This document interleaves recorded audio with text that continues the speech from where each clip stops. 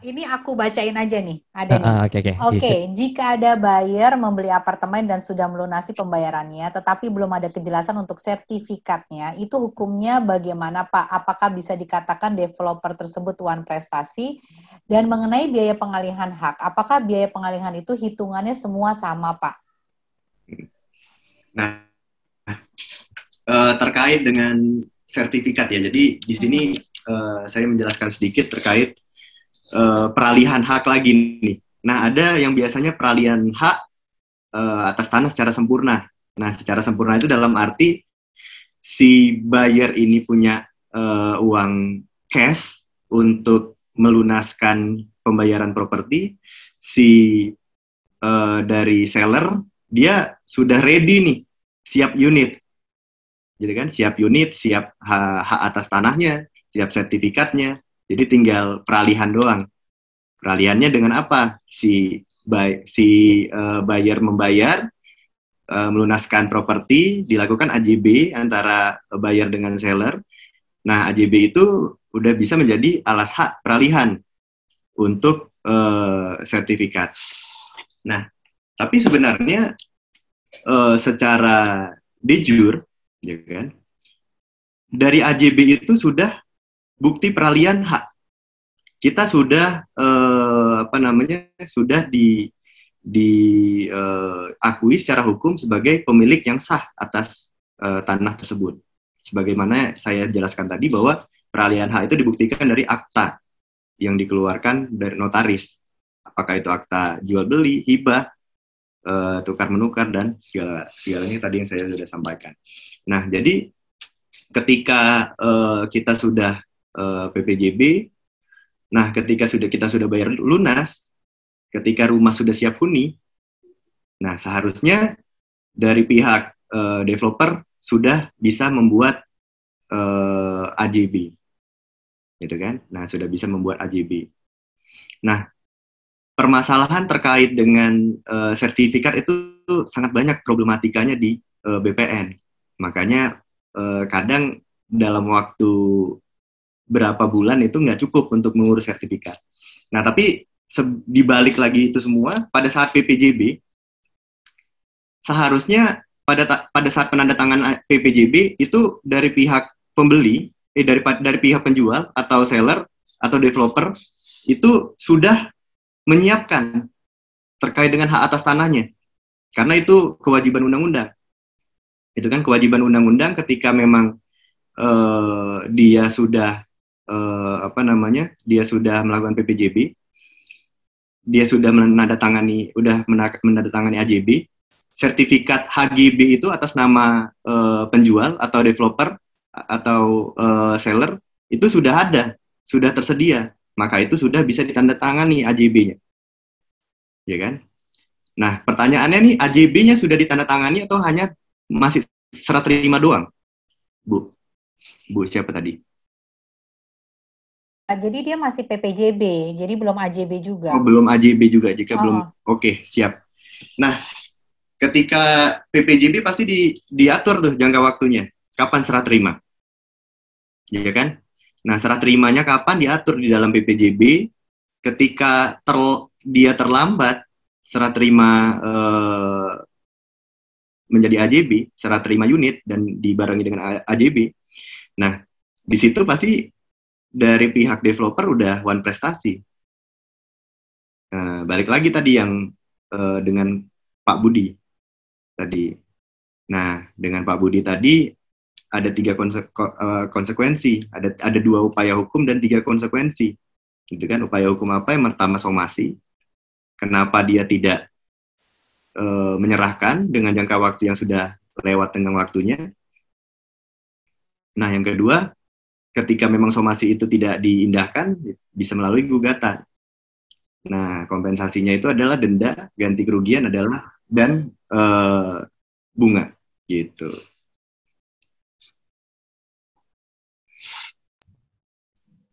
Jadi ini ada yang nanya, apakah pada saat PPJB kita ada bayar pajak? Mm-mm. Nah, pada saat PPJB itu kan belum ada peralihan. Nah, belum ada peralihan antara penjual dan pembeli, maka pajak-pajak terkait dengan BPHTB, PPN, dan segala macamnya itu belum ada. Karena belum ada peralihan di situ. Gitu. Jadi nanti pajaknya itu ada. Oh, kalau ganti kerugian. Oh, sorry.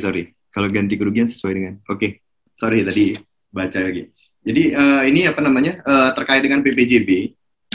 Nah, ketika PPJB itu sudah dibayar lunas, nah maka itu hak dan kewajiban dari apa namanya si pembeli itu sudah diselesaikan semua, gitu kan? Sudah diselesaikan semua, artinya dia sudah membayarkan seluruh prosesnya tadi terkait dengan apa namanya pajak-pajak dan segala macamnya. Nah, jadi makanya ketika PPJB lunas, nah itu biasanya dibarengi dengan surat kuasa menjual, gitu kan? PPJB lunas, surat kuasa menjual. Gunanya apa surat kuasa menjual ini? Nah, surat kuasa menjual adalah ketika PPJB sudah dilunaskan,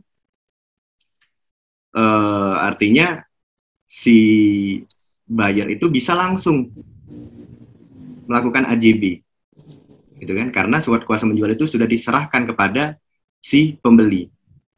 Nah, dengan adanya diserahkan kepada pembeli, pembeli berhak untuk melakukan AJB dengan syarat-syarat yang ditentukan dalam PPJB. Misalnya PPJB menyatakan bahwa AJB bisa dilaksanakan ketika pembayaran sudah lunas, pembangunan sudah selesai, jangka waktu sudah sesuai dengan jangka waktu yang ditentukan. Nah, ketika 3 hal itu sudah dipenuhi, dari pihak buyer tanpa adanya seller itu bisa melakukan AJB secara sendiri dengan adanya kuasa menjual tadi. Jadi kewajiban-kewajiban sudah diselesaikan di awal. Dengan itu tinggal melaksanakan proses sesuai dengan on the track-nya aja. Apakah memang di situ sudah selesai pembayaran, sudah rumah sudah selesai, sudah siap huni, atau terkait yang tadi yang izin-izin juga udah selesai, maka itu sesuai dengan tenggang waktu yang ditentukan, pihak buyer bisa melakukan AJB. Oke, terus kalau ganti kerugian sesuai dengan apa yang kita mau mungkin bisa 3 kali lipat dari kerugian. Nah, terkait dengan kerugian ini, perhitungannya sebenarnya biasanya itu mengikuti bunga bank, gitu kan, mengikuti suku bunga bank. Nah, tapi nggak menutup kemungkinan juga kita meminta sesuai dengan apa yang memang kita mau mintakan kepada dia, asal selama rasional permintaan kita itu. Karena nanti akan ketika memang itu akan diproses di pengadilan, hakim yang akan menilai apakah permintaan kita itu rasional atau tidak. Misalnya transaksi 250 juta. Nah, kita minta denda dan bunga dan segala macamnya itu totalnya 5 miliar. Ya, mungkin hakim akan susah menganggap itu akan rasional ya, tapi dalam praktek itu bisa terjadi. Dalam praktek itu bisa terjadi karena saya pernah berproses di pengadilan, itu harga tanah itu ya 1 miliar mungkin ya, sekitar 1 miliar, kita minta denda, bunga, dan segala macamnya, dan ganti kerugian itu totalnya kita minta 5 miliar. Jadi total yang dikabulkan hakim itu 6 miliar. Nah, tapi balik lagi, akhirnya apa? Yang dikabulkan hakim itu tidak rasional, akhirnya tidak bisa dieksekusi juga. Ketika kita mau eksekusi putusan pengadilan, dia nggak punya uang 5 miliar untuk membayar dari ganti kerugian itu, ya sama aja gitu kan. Nah, jadi ya sepatutnya itu dihitung secara rasional. Itu kira-kira Pak Budi.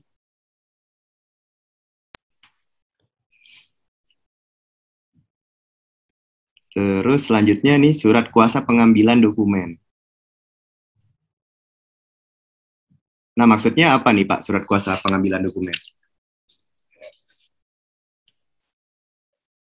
Sepertinya tadi Pak Lawyer sempat menyebut SKM dan mungkin Pak Budi jadi bertanya apakah singkatan SKM surat kuasa pengambilan dokumen atau sepertinya saya hanya menebak, mungkin Pak Budi bisa bantu. SKM itu surat kuasa menjual Pak.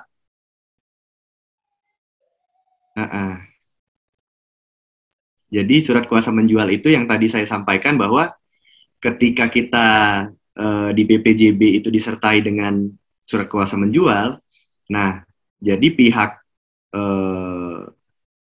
pembeli itu ketika hak dan kewajiban BPJB sudah dipenuhi, bisa langsung melakukan AJB tanpa kehadiran dari si penjual, gitu.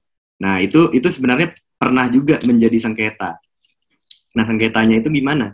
Sengketanya itu ketika si orang ini menandatangani PPJB. Nah, ketika menandatangani PPJB, makanya PPJB itu seharusnya dilihat, dibaca dulu isinya apa. Nah, rupanya di dalam klausul PPJB itu ada klausul terkait dengan pemberian surat kuasa menjual. Nah, tiba-tiba dia tanpa sepengetahuan dia, sertifikat itu sudah beralih nama ke si pembeli, ke si penjual, tanpa sepengetahuan dari penjual ke pembeli. Padahal si pembeli tadi, si penjual tadi nggak tahu nih, kok bisa dilakukan pengalihan sertifikat, padahal saya nggak hadir loh, saya belum tanda tangan AJB loh, sertifikat kok udah beralih ke dia. Nah, dia nggak perhatikan, rupanya di PPJB itu terdapat klausul terkait dengan pemberian surat kuasa menjual. Nah, sebenarnya itu menjadi hak setiap pembeli ketika dia sudah melakukan pembayaran lunas, itu disertai dengan surat kuasa menjual untuk memastikan hak dia untuk mendapatkan kepemilikan atas properti tersebut. Nah, balik lagi nih, kadang-kadang ada yang nakal dalam arti kwitansi dipalsukan, ceknya dikosongin. Nah, itu yang kadang-kadang menjadi sengketa, karena menurut si pembeli itu belum lunas, tapi penjual menganggap itu sudah lunas. Itulah muncul sengketa di pengadilan. Nyambung yang di atas, perhitungan ganti rugi secara rasional itu apa ada perusahaan pihak ketiga yang... Nah, sebenarnya itu hanya taksiran dari masing-masing pihak. Seperti yang saya katakan tadi, ketika kita menaksirnya itu terlalu banyak, akhirnya apa? Even pun pengadilan memutuskan atau mengabulkan permintaan ganti kerugian kita, nah, si orang pihak yang kalah dalam persidangan atau pengadilan tadi, itu nggak punya dana untuk membayar kita. Akhirnya apa? Putusan itu hitam di atas kertas, tapi tidak bisa dilaksanakan. Nah, itu makanya guna kita menghitung secara rasional. Tapi untuk perusahaan dari pihak ketiga sendiri itu tidak ada, Pak. Itu pure kita sendiri yang menilai, karena kan kita sendiri yang bisa merasakan apa kerugian kita, berapa biaya yang udah kita keluarkan terkait dengan kerugian tadi. Nah, itu berdasarkan penaksiran pribadi. Tapi untuk perusahaan pihak ketiga itu tidak ada. Nah, biasanya ganti kerugian itu disertai dengan sita jaminan atau konservator bislah. Nah, sita jaminan itu apa? Misalnya dia kita minta ganti kerugian senilai 2 miliar misalnya. 2 miliar. Nah, tapi ketika kita menang, kita kan belum punya kepastian nih untuk pembayaran itu. Ketika kita menang dalam perkara tersebut, kita nggak punya kepastian untuk menerima pembayaran tersebut, walaupun itu sudah berbentuk putusan pengadilan.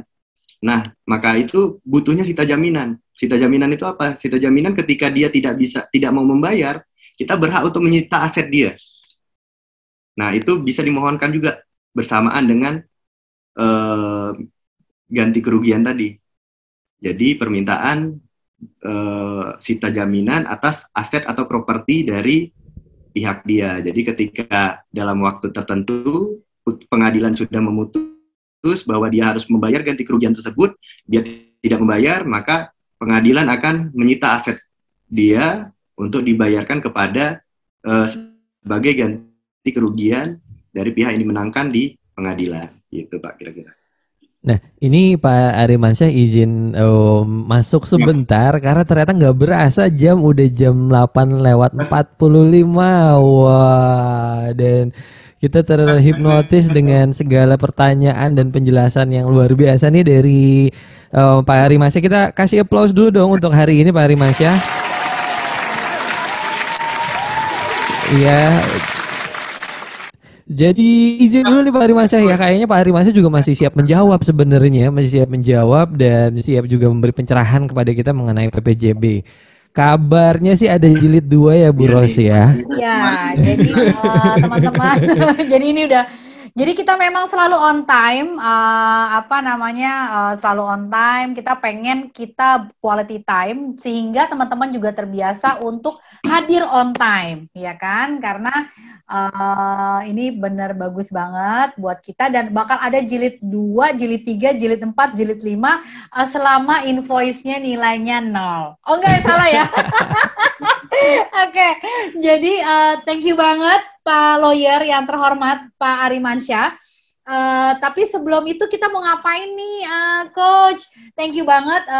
Semoga invoice-nya masih masuk dalam budget Remax Pass.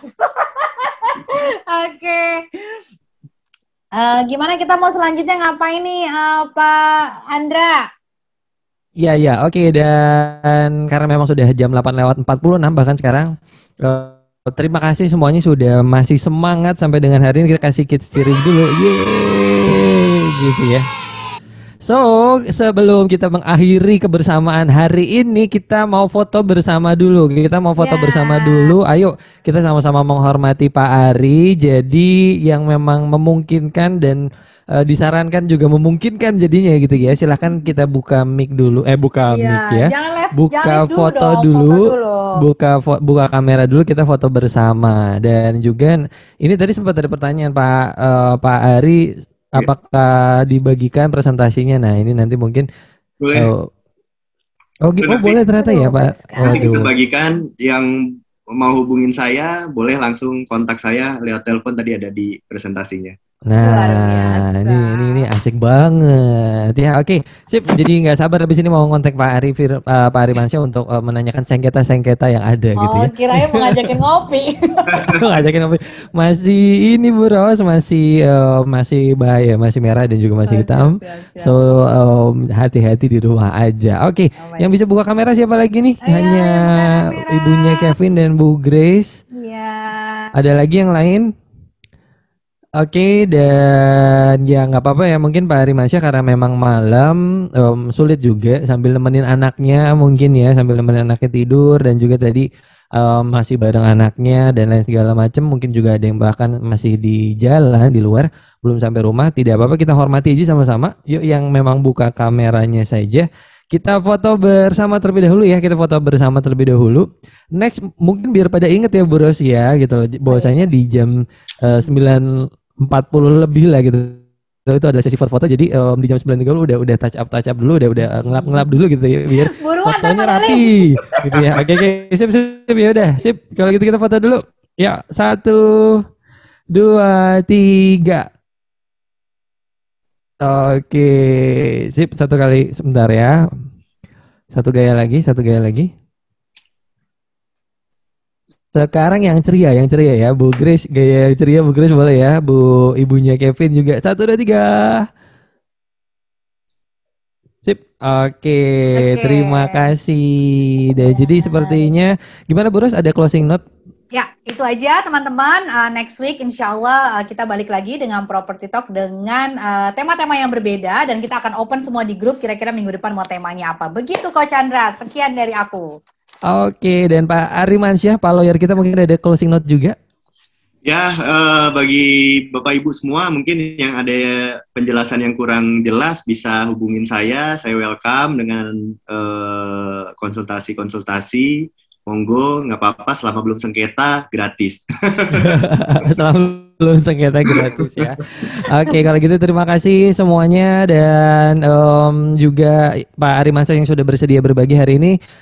Semoga next teman-teman kita bisa lebih ramai lagi. Silakan ajak teman-teman yang lain biar bisa belajar bersama di Property Talk ya, di mana tempat kita semua saling belajar tentang properti yang di-manage dan dikelola oleh Rimafast yang ada di Rawamangun. Jadi yang emang mau tanya-tanya tentang Bu Ros, kegiatannya bisa datang ke kantornya Bu Ros di Rawamangun. Mungkin seperti itu, saya Andra Hanindio mohon pamit. Terima kasih bila salah-salah kata dari kami semua, mohon maaf. Sampai ketemu di next episode minggu depan. Assalamualaikum warahmatullahi wabarakatuh. Terima kasih semuanya. Jangan lupa juga follow sosial medianya Pak Arimansyah. Oke, nanti kita bilang ya di grup WhatsApp kita. Terima kasih.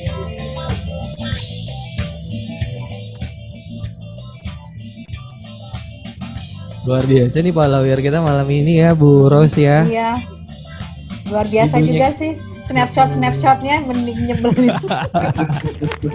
Silakan yang sudah memang acara kita sudah selesai, silakan leave. Terima kasih. Kita senang bisa belajar bareng. Semoga next ada request apa lagi, dan tentang hukum juga kayaknya nggak berhenti sampai saat ini ya. Instagramnya Pak Arimansyah apa nih buat yang nanya-nanya? Arimansyah. @Arimansyah ya, dan juga @Andra Hanide, jangan lupa di follow juga. Tetap ya. Oh, saya juga Pas Rosil _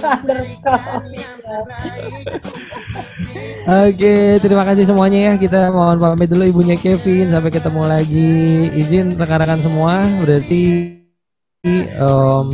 kita sudahi terlebih dahulu ya. Untuk yang masih di ruangan mungkin kita akan ketemu lagi di minggu depan. Oke, dan terima kasih. Sebentar ya, saya put in waiting room dulu.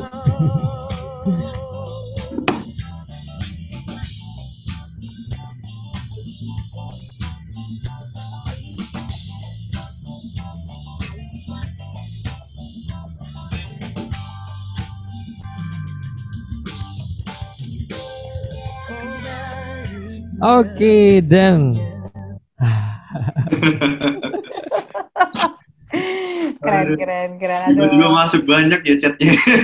Iya. Lagi jelasin wah masuk. Udah masuk lagi. Emang minat masyarakat terhadap hukum cukup tinggi nih ya Mas Ari ya. Iya. Jadi kita thank you banget Mas Ari udah mau berbagi di Property Talk kayak Bu Ros ya. Iya benar. Monggo Bu Ros mungkin ada say something terhadap Mas Ari sebelum kita sudahi kebersamaan kita malam ini. Iya, thank you ya Mas Ari. Jadi memang mudah-mudahan kita bisa bareng lagi. Jadi nanti next week atau the next 1 sampai 2 minggu kita akan sesi yang berbeda dari legal, jadi supaya mereka deg-degan.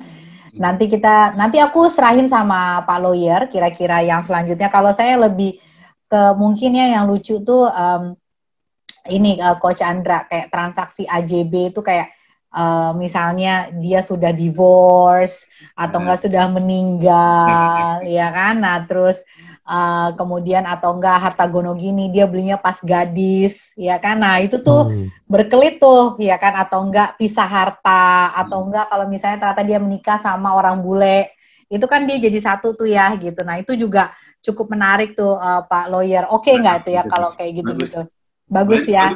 Dan banyak jadi sengketa juga itu model kayak gitu. Yes, betul banget. Banyak banget jadi sengketa dan jadi banyak pertanyaan juga buat broker-broker gitu. Jadi nanti mungkin ke minggu depan bisa saja Coach Andra sih yang akan ngisi karena untuk Dia mah beneran sih gitu deh. Enggak, tapi beneran nanti kamu yang ngisi minggu depan. Nah, mengenai pokoknya kamu bebas mengenai apa. Antara kamu sama Pak Charlie, pokoknya minggu depan kalian berdua lah inner circle dulu, inner circle gitu. Oke, itu aja Coach Andra. Oke, thank you Mas Arimansyah. Mungkin ada say something untuk kita. Ya, makasih kesempatannya juga nih buat Bu Ros dan Coach Andra nih. Aduh, kesempatan menarik banget nih buat belajar juga. Ini orang hebat nih, Coach Andra ini orang hebat. Public speaking nih sama Bu Ros nih. tapi memang temanya kita pengen kayak soalnya gini. Biasanya kita marah-marah kan kalau di pengadilan ngapain marah-marah kan. Kalau di menyampaikan dengan lembut ini agak susah juga makanya. Nggak bisa gitu ya. Assalamualaikum untuk para pihak-pihak yang bersengketa. Hari ini kita akan membahas tentang satu topik, yaitu siapa pemenang ya. Nggak bisa gitu ya. Ya jadi thank you banget Coach Andra. Jadi Coach Andra ini memang corporate coach Pak Ari. Jadi memang perlu direkomendasikan. Jadi kalau lagi di corporate ya, kalau lagi di Zoom ya beginilah apa adanya. Beda case. Beda case. Pengajarannya apa tuh, Coach? Saya kalau untuk di training lebih banyak di komunikasi sama marketing sebenarnya sih, penjualan. Nah, ini kan kita kan ada HIPMI Academy nih. Yes. Barus. Nah, jadi waduh, ini kita kudu ketemu kalau bagian ini. Ini kudu ketemu. Jadi sebenarnya aduh, aku tuh pengen banget ketemu sama kamu, Ari. Cuman memang aku seperti rasa berdosa, tapi nanti kita, Ari, lu main ke kantor deh kalau pas Coach Andra udah oke, kita main ke kantor membahas mengenai HIPMI Academy. Nah, iya penting banget itu biar kita collapse-kan juga kan. Iya, tapi memang Coach Andra ini tidak pro bono, Ri. Iya pasti. Kira kan kita juga. Jadi ini Coach Andra ini nggak pro bono gitu. Jadi memang dia nggak makanya aku bilang dia memang berbeda lah. Tapi at least kita harus ketemu. Aku nggak bisa ngomong karena ini kalau sepatah-patah bisa jadi miskom dan kamu jadi bisa berantem sama aku gitu kan. Jadi tapi ini bagus banget. We're gonna make this through. Jadi dan itu udah pernah aku sounding juga sama Coach Andra. Tapi kita harus ketemu. Itu aja. Aku nggak bisa ngomong banyak. Pokoknya we have to meet. Gitu. Ya, next week, Coach Andra kan mungkin kalau minggu ini nggak mau karena faktor pandemi, sama aku juga sesinya dibikin online. Mungkin next week kali Coach Andra ya kita atur ya, mau nggak? Siap, insya Allah next week. Next week. Oke, thank you ya. Udah siap, gimana kita N nih? N-nya ada di siapa sih? Buros yang N atau? Dia masih. Ini kalau nge-N susah nih, Maaf ya kalau pembawaan saya begini kalau lagi di Zoom. Iya, ini ada hobi pengen jadi penyiar belum kecapean. Oke, kita end meeting. Thank you Pak lawyer kita, Bu Ros, kita end ya. Sukses selalu buat kita semua. Yes, amin.